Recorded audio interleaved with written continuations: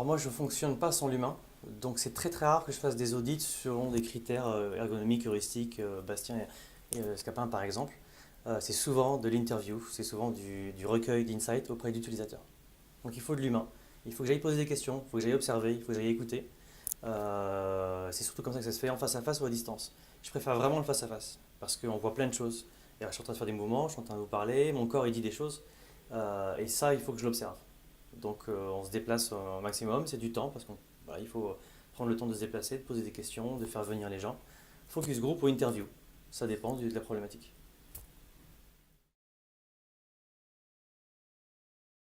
Alors les benchmarks, en effet, nous en faisons. L'agence Intuiti en fait quand elle veut définir différentes tendances. Moi, j'en fais avec les participants, encore une fois, toujours avec le user. Et je le fais aller sur différents sites. On alterne l'ordre des sites qui sont testés, ou des applis, ou d'autres types d'interfaces, et on voit comment ils se débrouillent. Ça donne toujours des bonnes idées à nos clients sur, OK, on a voulu faire ça, ça n'a pas marché, mais d'autres sites le font bien, et comment ça se fait qu'ailleurs ça marche bien? Eh bien, on évalue justement en direct comment la personne se débrouille sur le site des concurrents. Alors, quand on récupère un projet et qu'on nous a choisi pour faire un test, on challenge beaucoup le client. C'est-à-dire qu'il a ses idées, il a sa problématique, il a sa cible.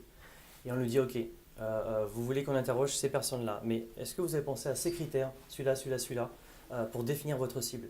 Donc on va au-delà de ce qu'il imaginait. Parce que c'est notre travail de lui faire voir les choses autrement. Parfois on a raison, parfois on a tort, mais au moins il sait exactement dans quelle direction aller.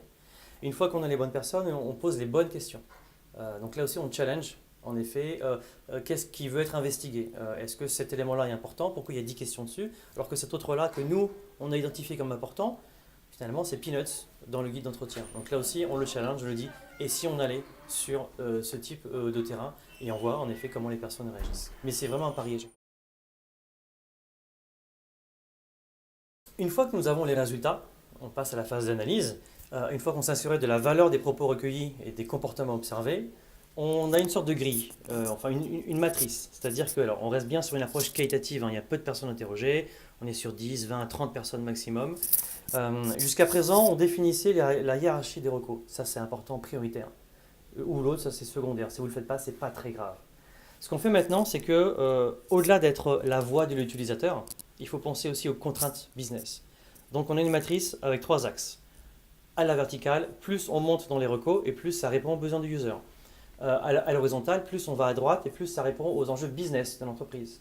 Et le troisième critère, c'est est-ce que les recos qu'on impose, enfin qu'on recommande, est-ce que c'est facile ou difficile à faire? Et après, c'est un deal entre comment jongler sur les attentes user, les envies de l'entreprise, ses contraintes et qu'est-ce qu'elle peut faire tout de suite ou pas. Donc il y a vraiment cette triple regard qui est on a défini ça depuis un an ou deux, et ça c'est très apprécié des clients qui définissent leur roadmap de cette manière.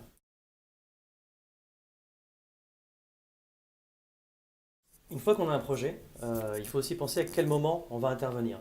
Il y a deux grands moments, hein, ou trois. Bon, en amont, étudier le marché. Est-ce que le service, l'appli, le concept pensé par l'entreprise est bon ou pas? Donc on voit comment les personnes, quelles sont leurs pratiques et puis quelles sont leurs perceptions des acteurs du marché. Est-ce qu'il y a de la place finalement pour ce nouveau produit?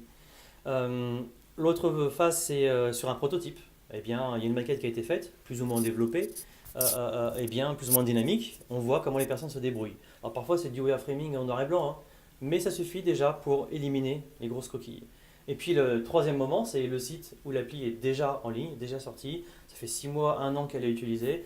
Et l'entreprise a commencé à percevoir des choses qui ne vont pas. Bah, tiens, là j'ai un process en 6 étapes, je perds 40% des gens à la troisième. Pourquoi? Où là finalement, il télécharge beaucoup l'appli, mais il y en a 90% qui l'effacent. Pourquoi? Il a des statistiques, il a des données quantiques qu'il ne comprend pas. Là, on intervient avec une approche quali.